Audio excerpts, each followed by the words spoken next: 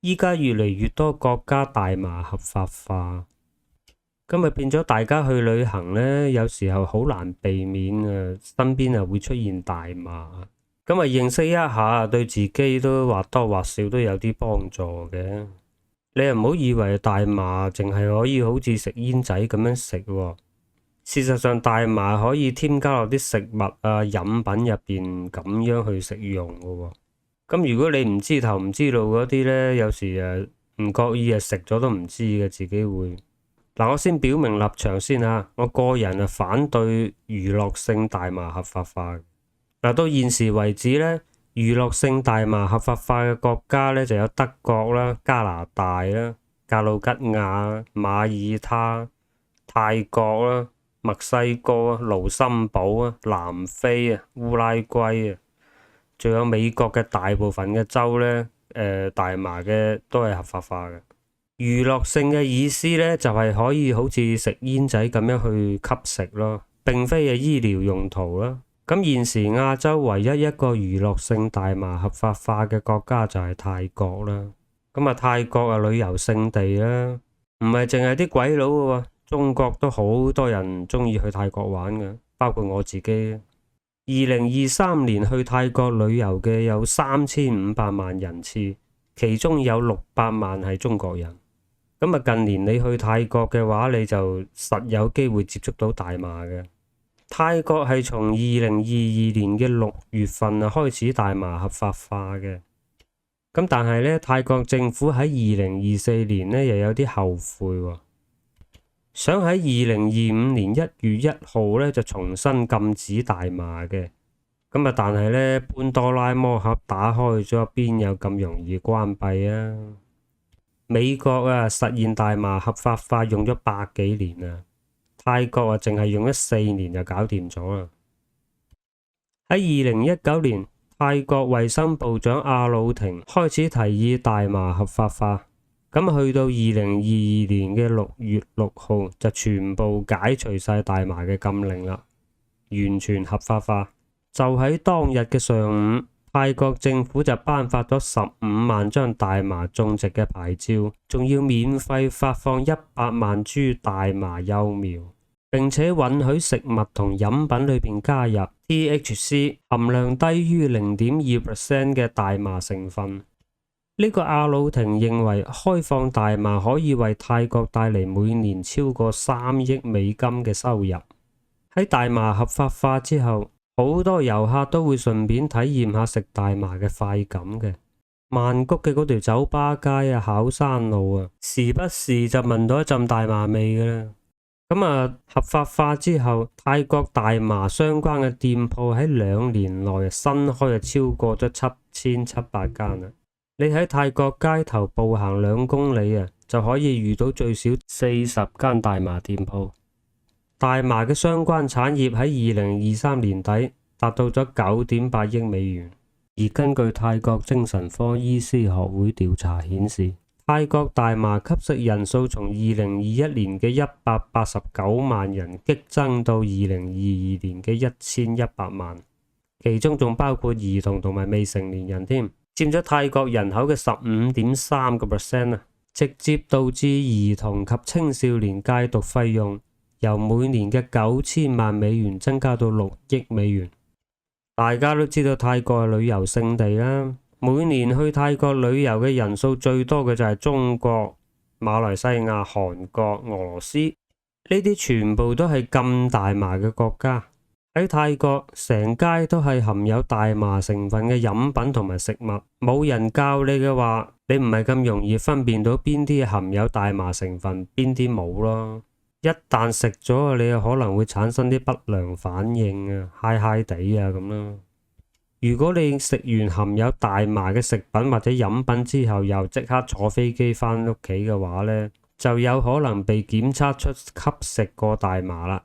如果唔小心買咗含有大麻成分嘅食品化妝品咁帶返去嘅話呢，仲有可能涉及違法添。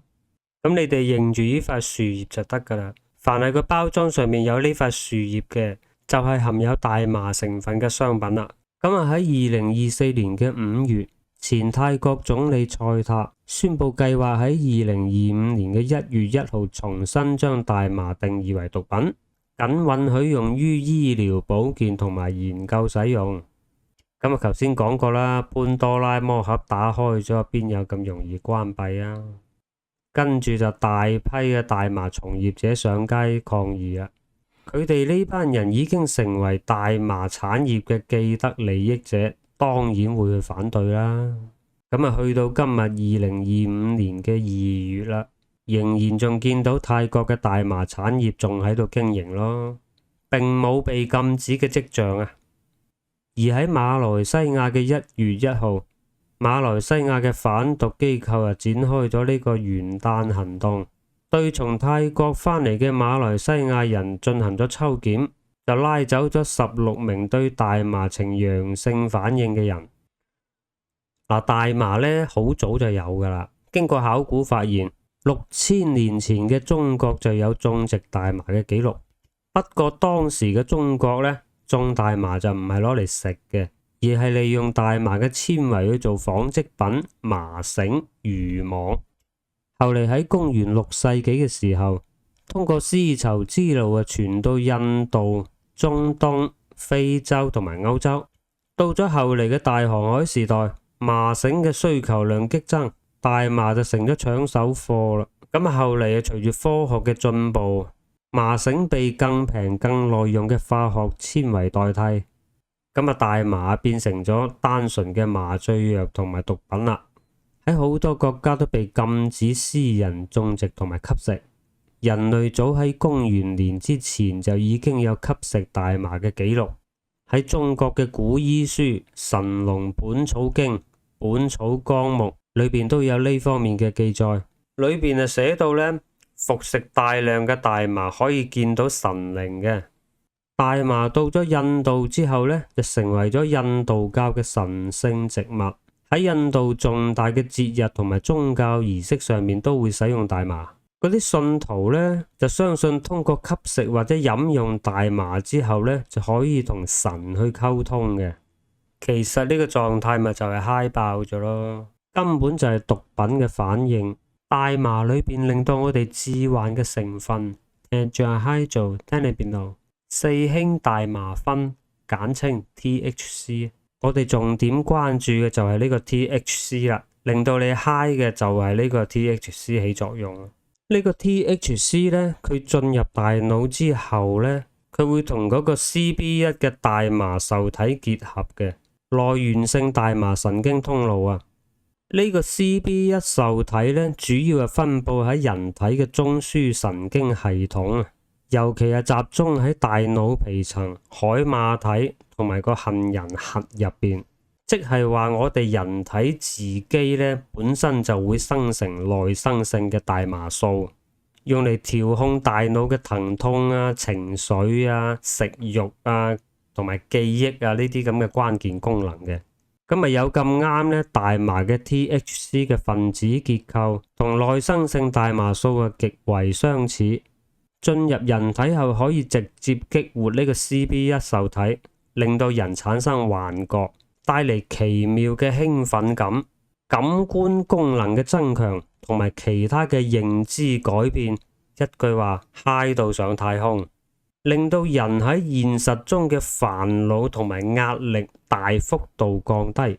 根據2023年嘅一份線上嘅訪問報告，採訪咗811位吸食過大麻嘅人，有70%嘅人認為吸食大麻會增加佢哋嘅性慾同埋高潮嘅強度，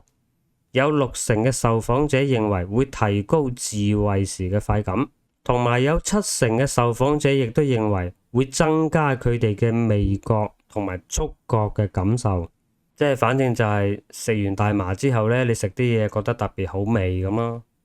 另外仲有一份針對女性嘅研究顯示，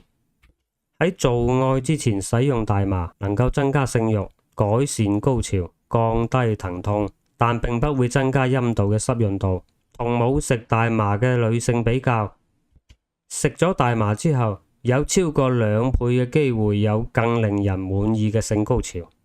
至於大麻對男性性功能嘅影響呢，就出現分歧啦。呢個可能同個體嘅耐受度同埋使用嘅劑量，以及唔同大麻嘅品種都係有關係嘅。有啲男性覺得食完大麻之後，床上功夫表現得更好，但係亦有啲男性會產生吸食後性慾下降嘅情況。而呢種吸食完大麻之後所帶嚟嘅快感係可以持續幾粒鐘嘅。仲有另外一份研究表示，吸食大麻會對男性荷爾蒙嘅分泌產生影響，患膀胱癌嘅機率提高3.4倍，患前列腺癌嘅機率提高3.1倍，睾丸癌嘅機率亦都會增加。長期吸食大麻會有1/3嘅人有出現精蟲過少嘅現象，精子嘅活躍度都會降低。不過同其他更犀利嘅毒品相比較呢，大麻嘅副作用同埋成癮性呢，就相對嚟講呢就低好多。吸食完大麻嘅短期副作用呢，就有記憶力下降啦、口乾啦、運動不協調、紅眼，有部分人會出現多疑、焦慮。所以食完大麻嘅人，你一眼你就睇得出嚟噶啦。佢哋目光呆滯，講嘢九唔搭八嘅，飄忽不定嘅。根據統計數據顯示，喺2022年，美國每日使用大麻嘅人數去到1770萬人，超過咗每日飲酒嘅1470萬人。如果你每日都食大麻嘅話，就會引起記憶力下降、情緒低落、容易發脾氣、焦慮、偏執、抑鬱。大麻上癮之後，會令到人變得精神麻木，對乜嘢都失去興趣，每日就諗住食大麻，時間長咗就容易脫離社會。到後期耐藥性提高之後，仲會覺得大麻就唔夠頂癮。有部分人呢就發展到吸食其他更加犀利嘅毒品嘅。雖然數據表明大麻嘅成癮性呢就比煙酒要低嘅，咁但係如果年紀太細又頻繁吸食嘅話，THC 嘅攝入量過高，一樣會產生嚴重嘅依賴性，並且出現戒斷症狀。咁人呢啲嘢呢，食下食下嘅話，佢個耐受度佢就會不斷去提高嘅。好似啱開始咁，你食少少就覺得好嗨啊咁。食耐咗呢，你就要加大劑量，要食好多你先會覺得嗨嘅。咁為咗迎合啲客人嘅需求呢，嗰啲大麻嘅食品同埋飲品，佢嗰個 THC 嘅含量呢，亦都不斷咁提高啊。90年代 THC 嘅含量呢，就得5% 嘅啫，去到依家已經增加到30到40% 噶啦，有啲仲超過60% 添。THC 濃度越高，你就越嗨，越嗨你就越想食多啲，你嘅耐受度就會不斷提高。同樣劑量食多幾次你就覺得唔夠嗨嘅，咁你就要加大劑量先夠嗨。咁結果越食越多，咁你話嗨唔嗨啊？惡性循環。根據美國國家藥物濫用研究所嘅數據，大概有10% 嘅大麻使用者會上癮，而青少年上癮呢係會去到17%。每日都食大麻嘅人呢，佢上癮嘅幾率呢就高達30%。所謂嘅上癮反應呢，就係當你停止吸食大麻嘅時候，就會發展成大麻使用障礙 CUD， 即係戒斷狀態啦。會焦慮啦，會失眠啦，食慾下降啦，好煩躁啊。不過呢啲症狀呢，過幾日呢，佢就開始會減輕，停食幾個禮拜之後呢，呢啲咁嘅戒斷狀態佢就會消失噶啦。咁所以講呢，大麻就相對其他嘅毒品嚟講呢，個傷害係算好低嘅，就唔係咁難戒咯。但係對於大腦未發育成熟嘅人群嚟講呢，個傷害就比較大啦。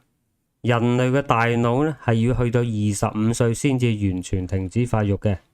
即係話對於25歲以下嘅人士嚟講，長期嘅高濃度 THC 係會影響神經網絡嘅發育，造成海馬體同埋杏仁核嘅體積減少，咁就仆街啦，造成永久性傷害。嗱，大家可以睇下呢張大腦嘅醫學影像圖片，左邊嗰個係冇食大麻嘅，而右邊嗰個係有頻繁吸食大麻嘅，有好多空洞嘅地方，佢個功能都已經係唔係咁正常噶啦。咁啊，所以呢，長期使用大麻係會對25歲以下嘅人士造成好大嘅危害。準備生小朋友嘅人士嚟講，亦都不適合使用大麻。